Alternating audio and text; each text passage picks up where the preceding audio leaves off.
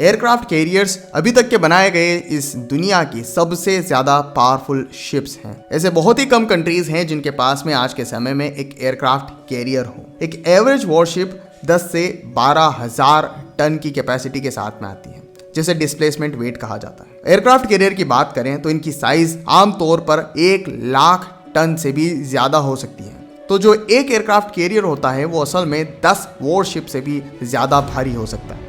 इनके अंदर कैपेबिलिटी होती है जिससे कि ये 70 से 80 फाइटर एयरक्राफ्ट्स को अपने ऊपर कैरी कर सकते हैं और वॉर की कंडीशन में उन्हें लॉन्च भी कर सकते हैं और वापस लैंड भी करवा सकते हैं। इनके अंदर ये भी कैपेबिलिटी होती है कि ये न्यूक्लियर पावर्ड मिसाइल्स को लॉन्च कर सकें। इतने बड़े शिप होने के कारण इन्हें कंट्रोल करना आसान काम नहीं होता है। इसी वजह से इनके साथ में 10 से 15 दूसरे शिप्स चलते हैं जो कि इस एयरक्राफ्ट कैरियर की सुरक्षा में लगे हुए होते हैं। जो पूरा एयरक्राफ्ट कैरियर का ग्रुप होता है इसे स्ट्राइकर ग्रुप कहा जाता है। कुछ एयरक्राफ्ट कैरियर्स आपको डीजल से पावर होते हुए दिखेंगे, मतलब कि उनके अंदर फ्यूल डीजल इस्तेमाल किया जाता है, लेकिन कुछ ऐसे एयरक्राफ्ट कैरियर्स भी हैं जो कि न्यूक्लियर पावर्ड हैं। उनके अंदर एक न्यूक्लियर रिएक्टर लगाया जाता है जिसके इस्तेमाल से वो ट्रैवल करते हैं और न्यूक्लियर एनर्जी यानी कि यूरेनियम और प्लूटोनियम को रिएक्ट करवा करके अनलिमिटेड एनर्जी वो ले सकते हैं।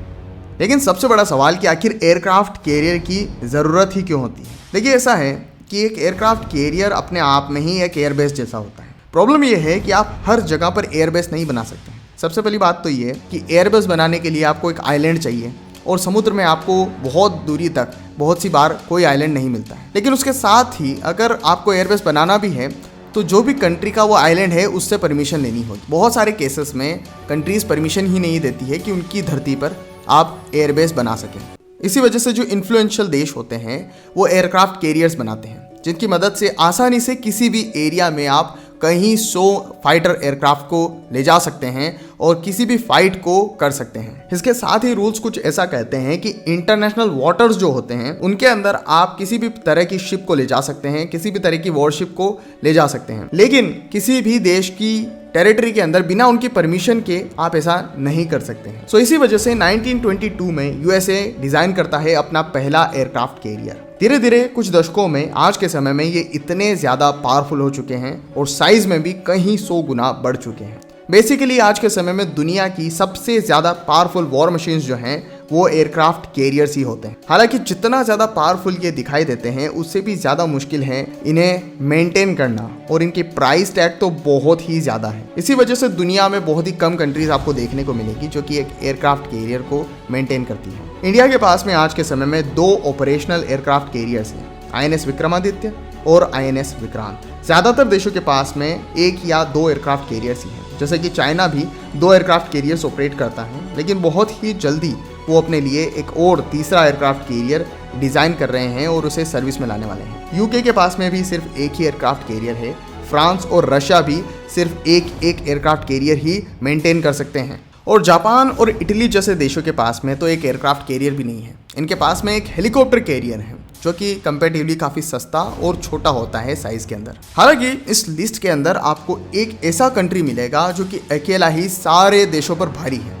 USA करेंटली 11 एयरक्राफ्ट कैरियर्स को ऑपरेट करता है और वो भी कोई छोटे मोटे एयरक्राफ्ट कैरियर नहीं, बल्कि हर एक एयरक्राफ्ट कैरियर की साइज 1 लाख टन से भी ज्यादा है। ये हर एक कैरियर न्यूक्लियर पावर्ड है, मतलब कि इनके अंदर वर्चुअली अनलिमिटेड रेंज है। एक बार में अगर इन न्यूक्लियर फ्यूल्स को भर दिया तो अगले 20 सालों तक फिर से उसे रिफ्यूल करने की जरूरत नहीं होती है। और आमतौर पर ऐसा देखा जाता है कि जितने भी समय वो कैरियर अपनी सर्विस देता है यूजुअली उसे एक ही बार रिफ्यूल किया जाता है। इनके अंदर न्यूक्लियर रिएक्टर लगाया जाता है जिसकी वजह से वो यूरेनियम या फिर प्लूटोनियम फ्यूल रॉड्स की मदद से अनलिमिटेड एनर्जी अपने अंदर प्रोड्यूस कर सकते हैं।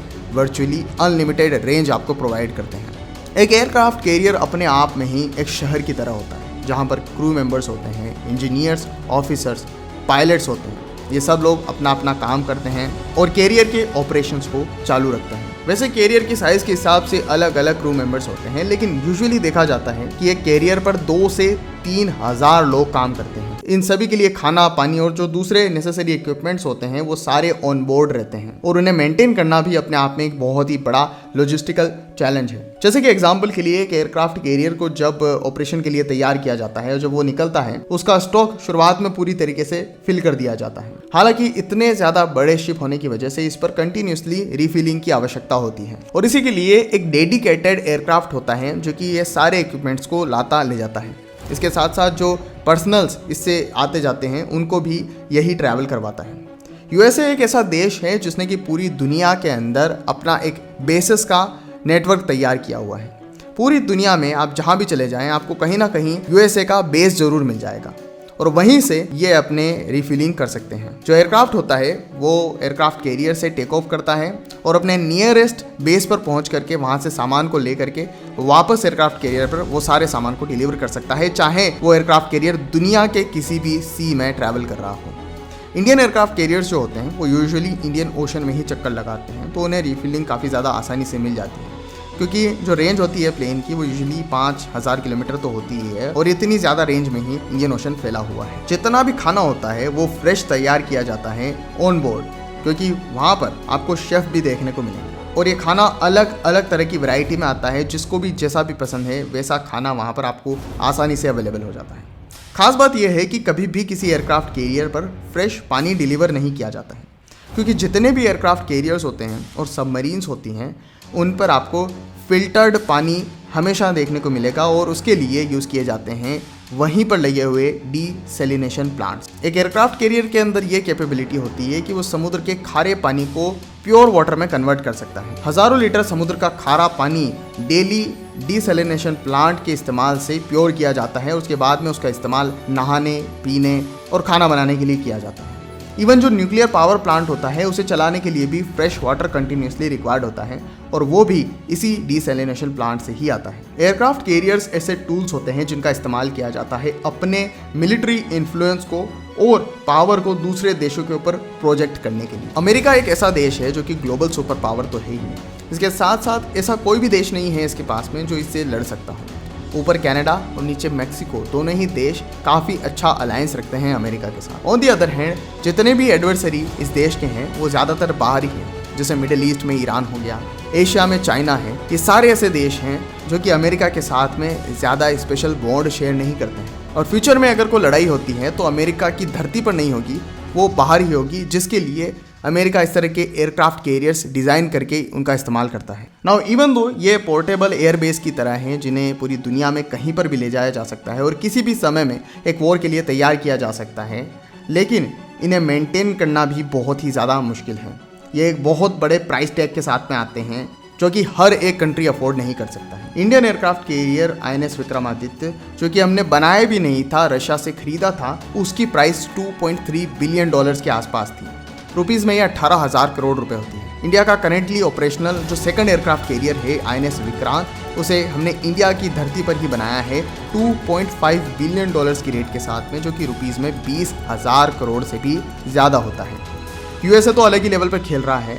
उनके पास में जो 11 एयरक्राफ्ट कैरियर्स है उनमें से हर एक एयरक्राफ्ट कैरियर की प्राइस $13 बिलियन के आसपास है। रुपीज़ में ये 1,20,000 करोड़ रुपए होता है।